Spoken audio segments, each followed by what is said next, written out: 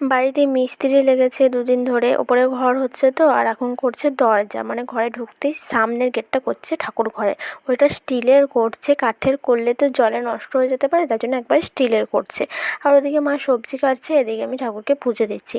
আর আমার পুজো দেওয়া কমপ্লিট হয়ে গেছে। তারপরে আমি খেতে বসে গেছি, মুড়ি আর খাওয়া হয়ে গেছে। তারপর সে করতে করতে আমার এসেছে পার্সেল, মামাদের একটা শ্যাম্পু আর একটা তেল।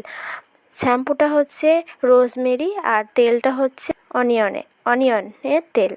সো প্রচুর হেয়ার ফল হচ্ছে, তার জন্য আমারটা ইউজ করে দেখি কেমন হয়। আর The এখানে ওরা next day. কাজ করছে। তার পরের দিন 2 দিন লেগেছে দরজাটা তৈরি করতে। দরজা কমপ্লিট হয়ে গেছে দেখতেই পারলে। আর এদিকে জানলাগুলোও বসিয়ে দিয়েছে। আর জানলার ওপিঠে দেখতে পাচ্ছ পাশের বাড়ির একটা আম গাছে বিরাট বড় বোলতার চাক করেছে। এর আগেও করেছিল, আবার করেছে। কত বড় বোলতার চাকটা দেখতেই পাচ্ছ।